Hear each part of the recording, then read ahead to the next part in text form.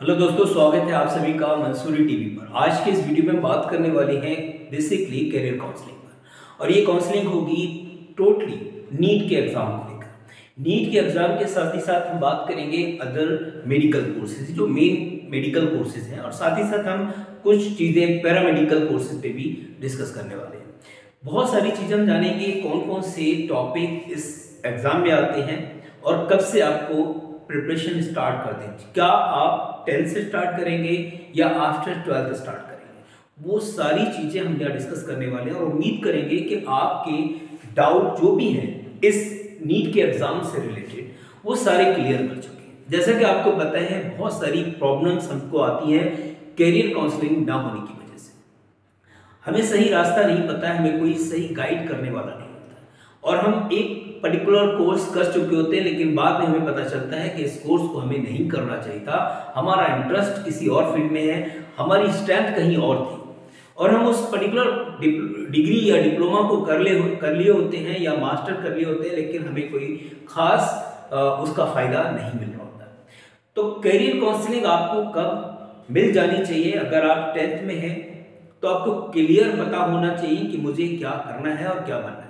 अगर आप डॉक्टर बनना चाह रहे हैं और आपका ड्रीम है, अगर इस वीडियो को आप देख रहे हैं, आप हो सकता है कि आपका अपना ड्रीम हो डॉक्टर बनने का, या आपकी फैमिली में कोई भी स्टूडेंट है, या कोई भी बॉय या गर्ल्स कोई भी हो सकता है। ये वीडियो आपकी काफी हेल्प करेगा चीजों को समझने में, क्योंकि हम यहाँ पर कई सारे ऐसे पॉइंट डिस्कस करने वाले हैं जो आपकी हेल्प करेंगे। सबसे पहले हम बात कर रहे हैं यहाँ पर नीट के एग्जाम की। तो ये नीट का एग्जाम क्या करता है, किन किन कोर्सेज में आपको ये एडमिशन दिला सकता है? तो पहला आपको याद रखना है, सबसे जो टॉप मोस्ट नीट के एग्जाम में जो कोर्स आता है वो होता है एमबीबीएस का। एमबीबीएस करने के लिए आपको हर हाल में नीट क्वालिफाई होना चाहिए। अब बात यह आती है कि अगर हम कैसे नीट में बैठे, क्या हमारी एलिजिबिलिटी क्राइटेरिया क्या है, तो वो भी हम यहाँ पर समझ लेते हैं। एलिजिबिलिटी क्राइटेरिया की अगर हम बात करें तो 10+2 में आपके पास 3 सब्जेक्ट का होना मैंडेटरी है। 10+2 में कौन कौन से सब्जेक्ट होंगे? पीसीबी। अगर आपने पीसीएम ग्रुप से 10+2 किया है तो आप नीट का एग्जाम नहीं दे सकते। उसके लिए आपको फिर एक सिंगल सब्जेक्ट से दोबारा, यानी कि बायो से दोबारा करना पड़ेगा। अगर कोई ऐसा कैंडिडेट जिसने मैथ से 10+2 किया है तो वो दोबारा बायो से एक सब्जेक्ट से अपना 10+2 कर ले और देन वो उसको नीट एग्जाम में बैठ सकता है। बट उसके भी बहुत सारे ड्रॉबैक हैं। आपने 10+2 मैथ से किया है, सारी एनर्जी आपने उसमें अपनी लगा दी है, अब आपके एक सब्जेक्ट आप दोबारा फिर प्रिपरेशन करेंगे और तब आपके लिए हो जाएगा, यानी 1 साल और आपको लगेगा। देन आप प्लान करेंगे कि मुझे नीट की तैयारी करना है, तो बहुत डिले हो चुका होता है। जब आप किसी पर्टिकुलर कॉम्पिटिशन को क्रैक करना चाहते हैं तो ये प्लानिंग आपकी बहुत पहले ही हो जानी चाहिए। इससे फायदा क्या होता है? जब आपका कोई पर्टिकुलर गोल है, मोटो है, या कोई ऑब्जेक्ट है ना, या कोई ड्रीम है जिसको आप अचीव करना चाह रहे हैं, तो पहले से आपको अगर पता चल चुका है तो आप अपनी एनर्जी का 100% उसमें लगा देंगे। जब आप अपनी एनर्जी का 100% उस गोल को अचीव करने में लगा देते हैं तो आप याद रखिएगा कि वो गोल आप बहुत आसानी से अचीव कर लेते हैं। लेकिन डगमगाते हुए जब हम चल रहे होते हैं तो कहीं ना कहीं हमें भड़काव मिलता है, हमें बहुत सारे लोग मिलते हैं, नहीं ऐसा हो नहीं सकता, तुम ऐसा कर नहीं सकते। तो इस भड़काव से आपको अपने आप को बचा के रखना है, अपना गोल सेट करना है, ड्रीम सेट करना है, और उसको अचीव करने के लिए स्टार्टिंग कर देनी है, हार्ड वर्क करना है। तो एलिजिबिलिटी क्राइटेरिया आपको समझ में आ गया। 10+2 पीसीबी ग्रुप से होना चाहिए। अगर आपने पीसीएम से किया है तो आपको फिर एक सिंगल सब्जेक्ट से, यानी कि बायो से दोबारा करना पड़ेगा।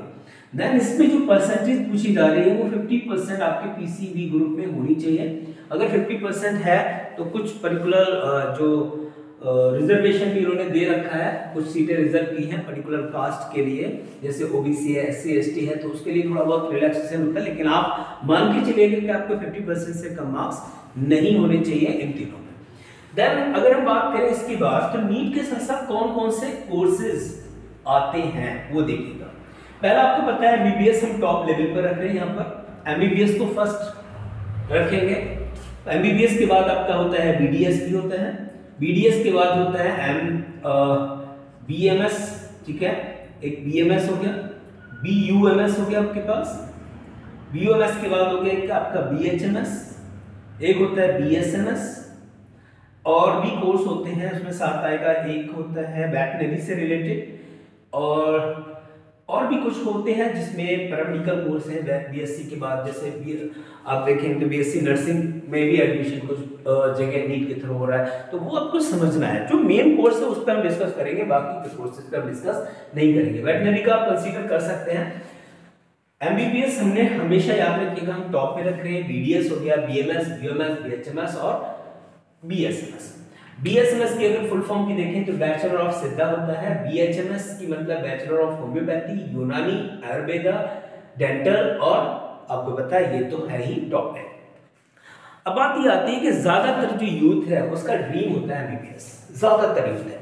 देखिए अगर आपका गोल ही सच है कि मुझे नहीं भी यूएमएस यानी यूनानी में ही जाना है, तब आपको आपके लिए एमबीबीएस कोई मायने नहीं रखता। बीएमएस में जाना है, आयुर्वेदा में जाना है, तब भी आपके लिए कोई मायने नहीं रखता एमबीबीएस, क्योंकि आपका ड्रीम सेट है, नहीं मुझे आयुर्वेदा इंडस्ट्री में ही जाना है, अपना कैरियर बनाना है। लेकिन आप चाह रहे हैं कि मुझे एमबीबीएस मिल जाए और किसी वजह से नंबर नहीं आ पा रहे हैं, उस रैंक तक आप नहीं पहुंच रहे, तो फिर आपके पास ये भी ऑप्शन है, इनको भी आप कंसीडर कर सकते हैं। लेकिन मजबूरी में मत करिएगा, किसी वजह से अगर आपको डिसीजन लेना पड़े तब भी आप इनमें से अपने इंटरेस्ट को चूज करना है, ठीक है। कोई भी काम मजबूरी में नहीं करना। उसके बाद अगर हम बात करेंगे तो ये 5 कोर्स आपको याद रखना है जो वाकई में बहुत ही इंटरेस्टिंग है, इनमें से किसी एक में। लेकिन हम आज जो बात कर रहे हैं वो टोटली बात होगी एमबीबीएस की।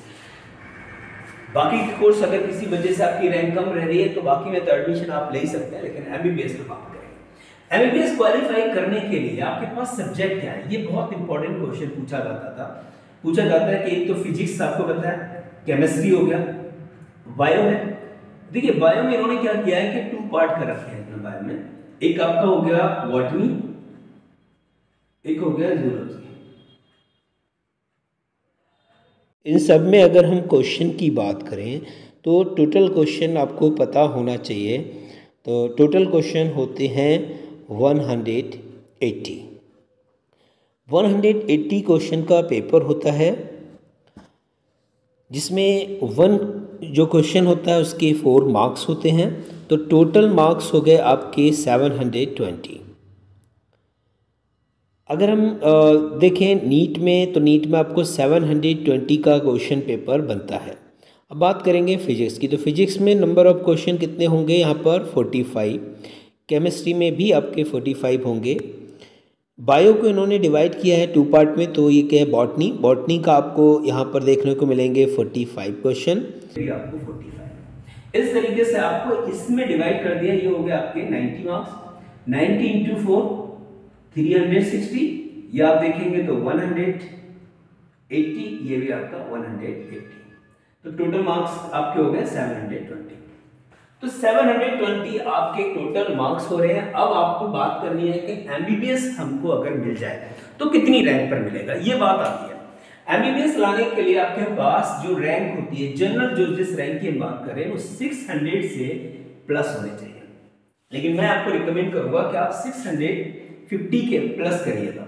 650 प्लस अगर आपके मार्क्स आ रहे हैं तो आपको बिल्कुल प्रॉब्लम नहीं होगी, गवर्नमेंट कॉलेज आपको मिल सकता है बहुत आसानी से। अगर गवर्नमेंट कॉलेज मिल गया तो आप समझिए कि बहुत ही रीजनेबल फीस में आपका एमबीबीएस हो जाएगा। और अगर आपका एमबीबीएस बहुत रीजनेबल फीस में हो जाता है तो आपके लिए ये बहुत अच्छी बात है।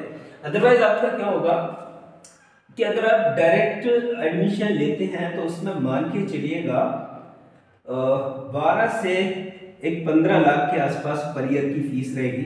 आप ये समझे 15 लाख यानी पर ईयर, और उस कॉलेज में इससे भी ज्यादा है। तो ये कॉलेज टू कॉलेज वेरी करेगा, लेकिन आप एवरेज मान के चले 12-15 लाख पर ईयर की फीस अगर आप इतना पे करना चाह रहे हैं, इतना पे कर सकते हैं, तो इससे कम भी मार्क्स हैं तो भी आपका एडमिशन हो जाएगा। लेकिन बहुत ज़्यादा फीस आपको देनी पड़ेगी। अगर आपके पेरेंट्स आपको लगता है कि इतना अमाउंट आपके लिए पे कर सकते हैं तो डेफिनेटली आप कंसीडर कर सकते हैं इसको, कोई प्रॉब्लम नहीं है।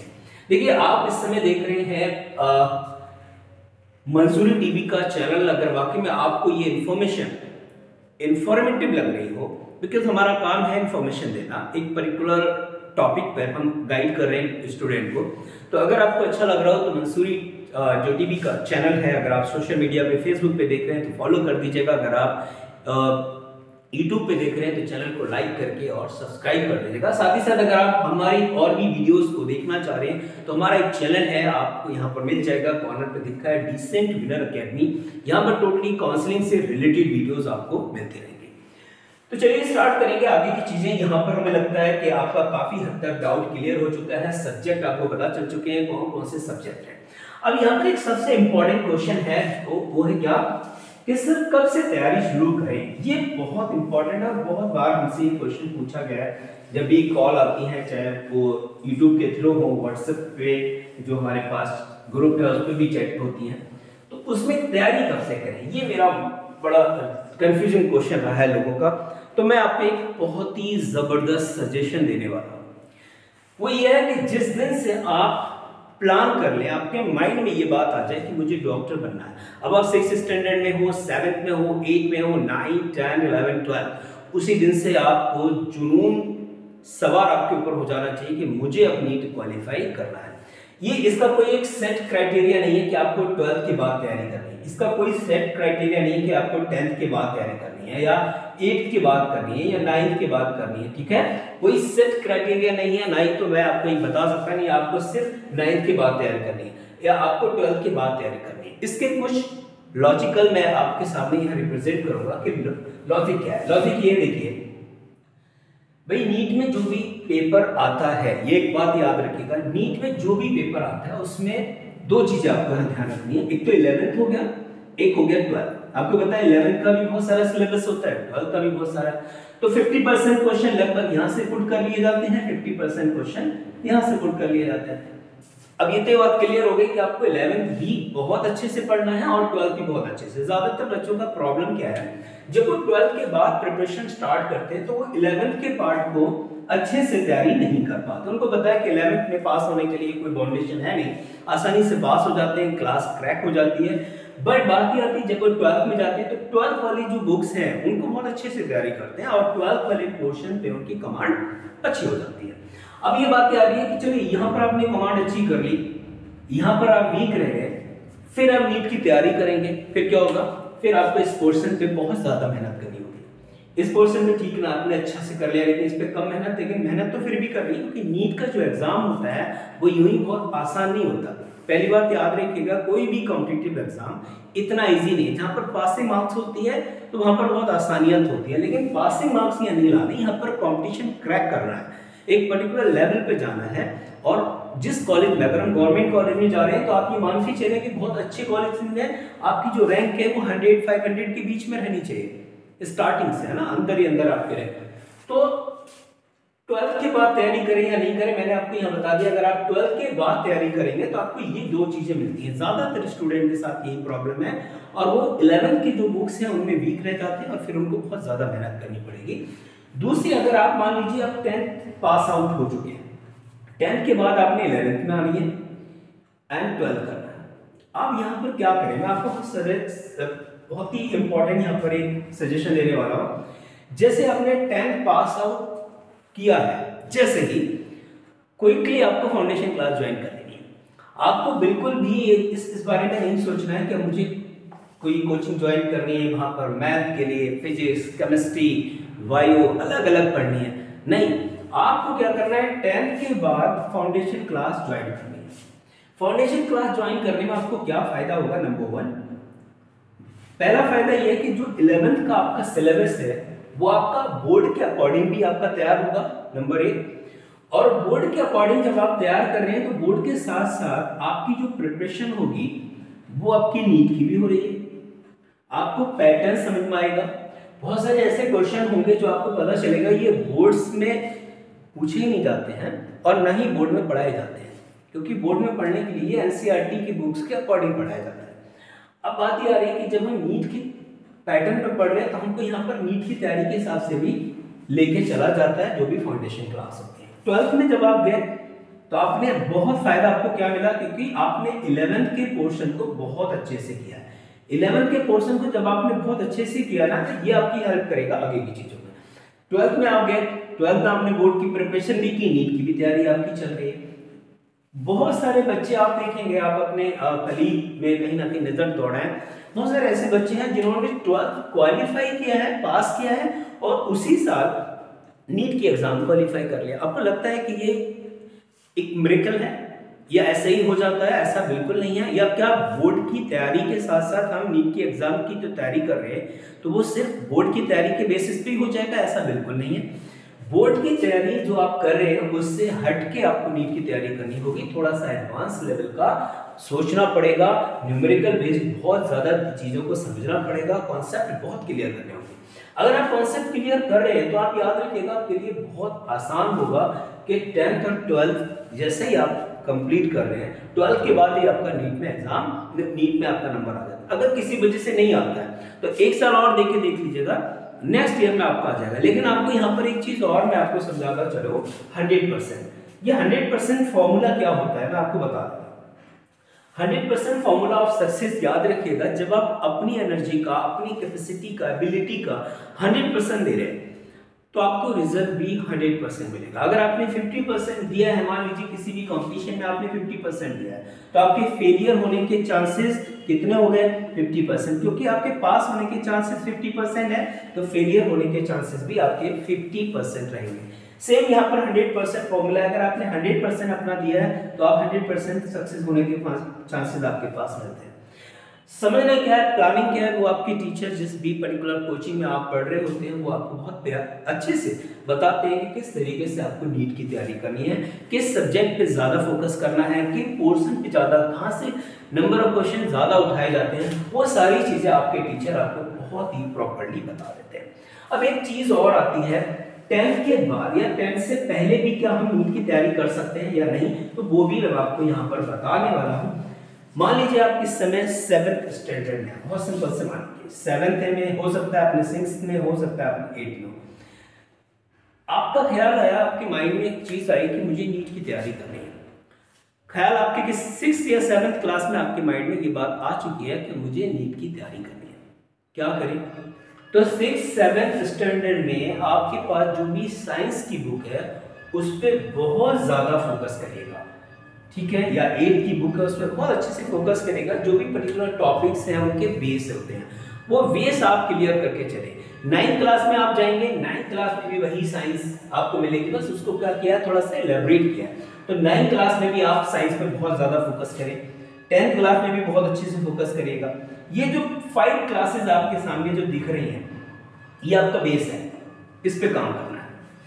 ये आपका, अगर यहाँ पर आप वीक हैं, यहाँ पर आपने साइंस को अच्छे से नहीं समझा है, तो 11th 12th में आपके साथ प्रॉब्लम आ सकती है, क्योंकि 11th 12th में आपको ये 6 7 8 9 नहीं सिखाया जाएगा। 11th 12th में आपको 11th और 12th की साइंस सिखाई जाती है, बताई जाती है। और अगर आपके बेस क्लियर नहीं है तो थोड़ा सा मुश्किल होगा आपके लिए, आपको बहुत ज्यादा मेहनत करनी होगी। इसलिए आप जिस भी पर्टिकुलर क्लास में आज ही से अच्छे से प्लान करें, और जो भी आपके क्लास में जो भी साइंस के टॉपिक है उसको बहुत अच्छे से रीड करिएगा, पढ़िएगा, समझ के पढ़िएगा। अगर वाकई में अभी तक आपको ये सारी इंफॉर्मेशन जितना हम यहाँ दे रहे हैं ये नॉलेजेबल लगा है, आपको इंफॉर्मेटिव लग रहा है, तो आप हमारे इस चैनल को लाइक कर दीजिएगा और हम हमारे सेपरेट चैनल पे यानी डिसेंट विनर अकेडमी पे भी विजिट कर सकते हैं। Thank you, thanks a lot.